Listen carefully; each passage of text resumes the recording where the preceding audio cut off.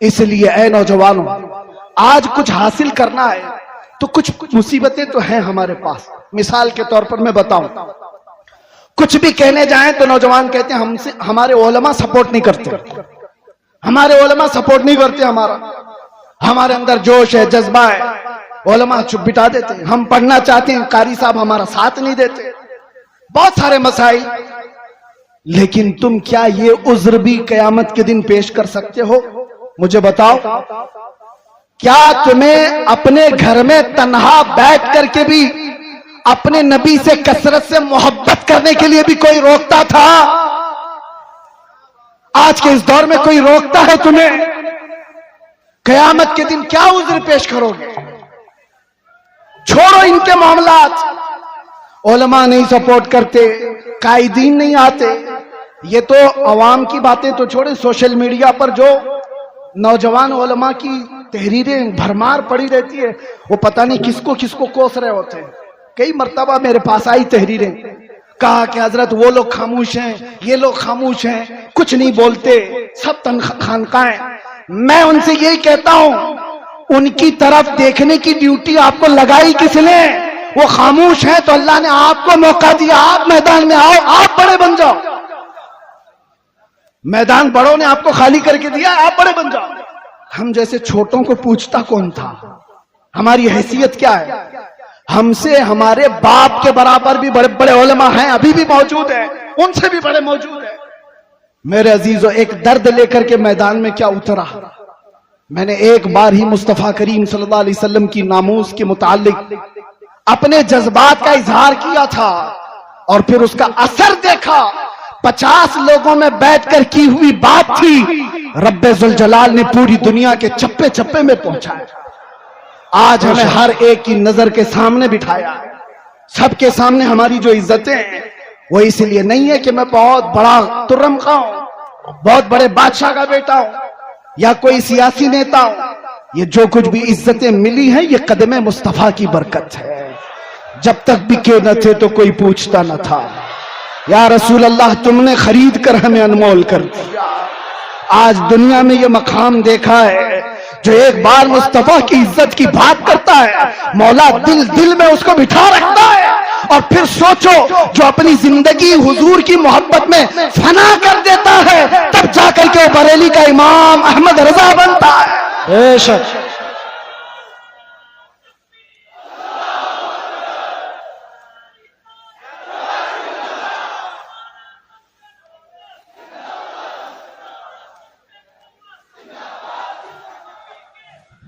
میں دو چند باتیں بس آپ کی سیرت سے اخذ کر کے، ویسے جو سنانا تھا گھر والے زیادہ بہتر جانتے ہیں گھر کی بات. علامہ کے صاحبزادے یہاں پر موجود ہیں، انہوں نے ساری چیزیں دیکھی. ایک بات آپ کو میں بتاؤں، سچا عالم وہ ہے جو صحابہ کی سیرت پر چلے، ان کے تمام نقوش پاک کو اپنی زندگی کے مشعل راہ بنائے. حضور سیدنا ابو بکر صدیق رضی اللہ تعالیٰ عنہ کا حال یہ تھا، سنیں گے آپ تھوڑی دیر.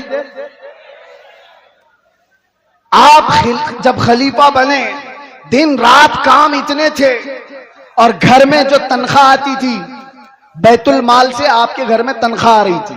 یہ پہلی مرتبہ سارے صحابہ نے بیٹھ کر کے فیصلہ کیا کہ خلیفۃ المسلمین کو کچھ تنخواہ مقرر کر دی جائے تاکہ وہ خلافت کے کاموں کو خوشی سے انجام دے سکے.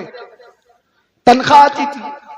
ایک دن ایسا ہوا کہ ان کی بیوی نے کہا، صدیق اکبر کی بیوی کہتی ہے، کبھی تو کچھ تر غذا کھا لیجئے، کبھی کچھ تر غذا کھا لیجئے، کھجور کھا لیں، کبھی شہد کھا لیں. حضرت ابو بکر صدیق فرماتے ہیں، میری بیگم اتنے پیسے ہیں کہاں میرے پاس کہ میں شہد خریدوں، میں گھی خرید کر کے لاؤں. یہ وقت کے خلیفۃ المسلمین سیدنا ابو بکر صدیق کی بات کر رہا ہوں. بیوی نے کہا، آپ مت گھبرائیں، میں نے جمع کر کے رکھے ہیں، میرے پاس ہے، میں لا کر کے دیتی ہوں.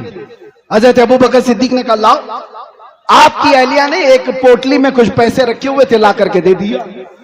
حضرت ابو بکر صدیق نے گنا، وہ کچھ سکے تھے. پوچھا، یہ تیرے پاس کہاں سے آئے؟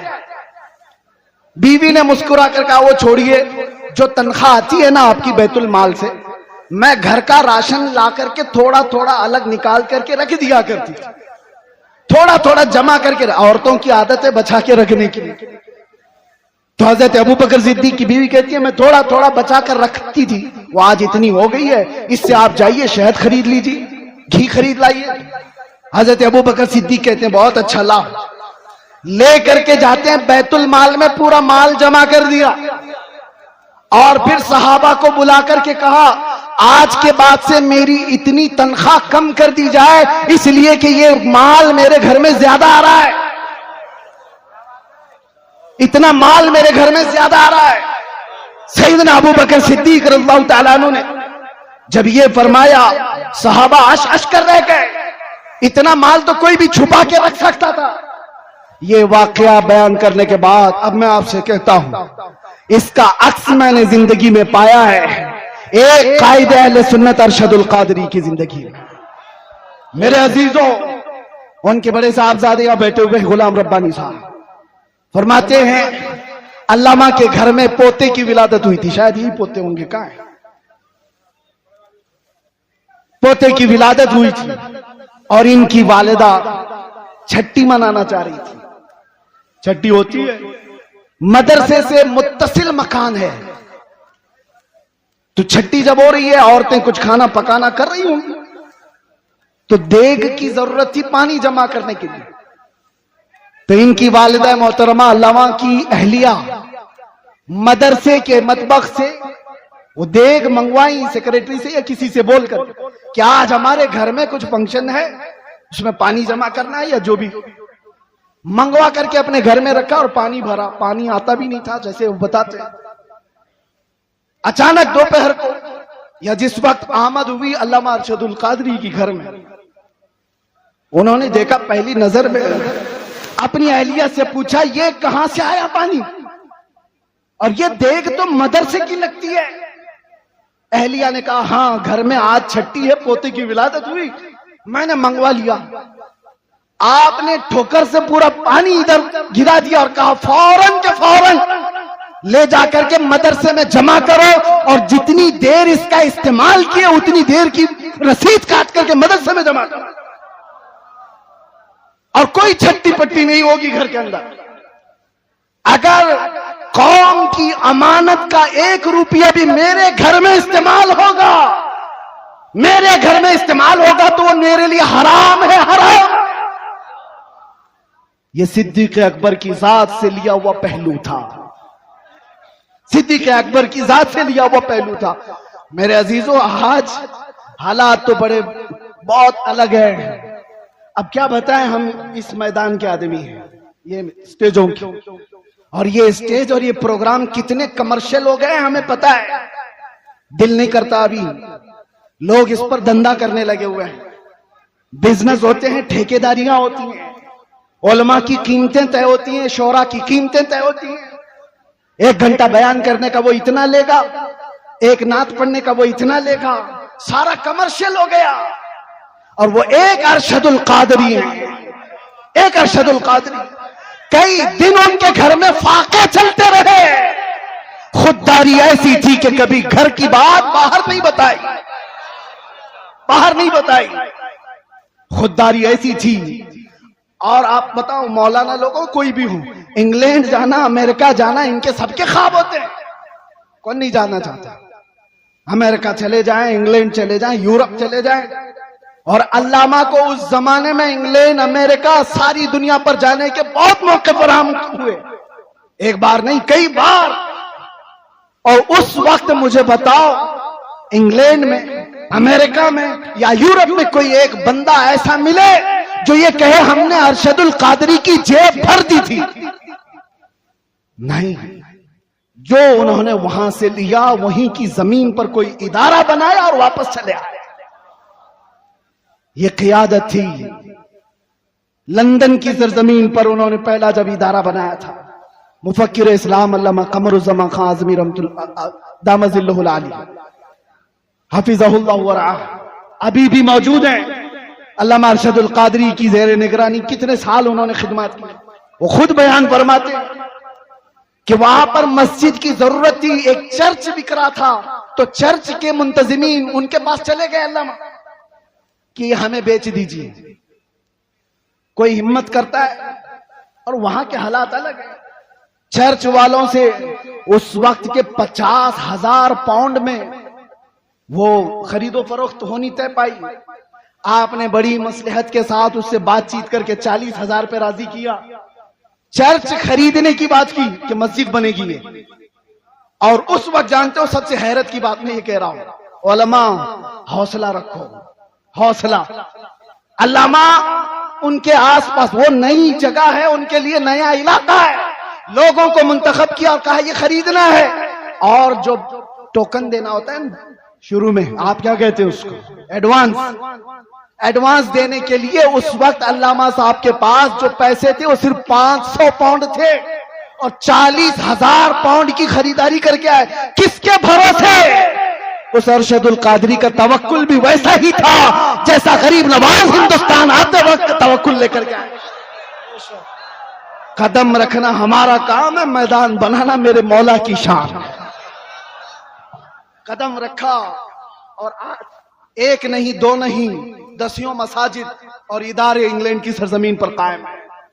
ورلڈ اسلامک مشن جو علامہ ارشد القادری کی بنائی ہوئی تنظیم تھی، جو پوری دنیا میں، ارے ہم ازہر میں تک دیکھا، ہم نے دیکھا جامعہ ازہر تک وہ چلے گئے.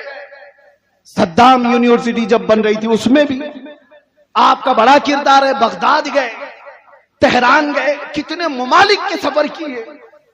اور جب ان کو اپنے بھولے بھالے جوانوں کا درد ستاتا تھا کہ یہ تبلیغی جماعت کے چکر میں پڑ جائیں گے، تو دعوت اسلامی کا قیام بھی آپ کی ایمان پر ہوا تھا.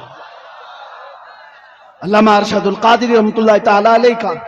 اور ایک بات یہ بھی میں بتاتا ہوں، وہ تحریک خوب پھل رہی ہے، پھول رہی ہے، اور پھلے پھولے، لیکن کسی تنظیم اور تحریک کے پھلنے پھولنے میں اس کے بانی کے اخلاص کی بہت زیادہ ضرورت ہوتی ہے. اور وہ اخلاص ارشد القادری کا ہر جگہ پر نظر آتا ہے. حافظ ملت کا ادارہ یوں ہی قائم نہیں ہے. سیمنٹ اور گارے کی عمارتیں بنانا بہت آسان ہے، اشرفیہ بنانا آسان نہیں ہے. کیوں؟ صرف عمارتیں بنانے کا نام آپ مت سمجھ لیں ادارے ہیں.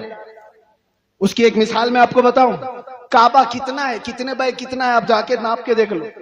آج ہندوستان میں کوئی بھی ہو، ایک چھوٹا سا مڈل کلاس کا آدمی بھی اپنے خرچے سے، جتنے میں اس کا گھر نہیں بنتا اس سے کم خرچے میں کعبہ بنا سکتا ہے.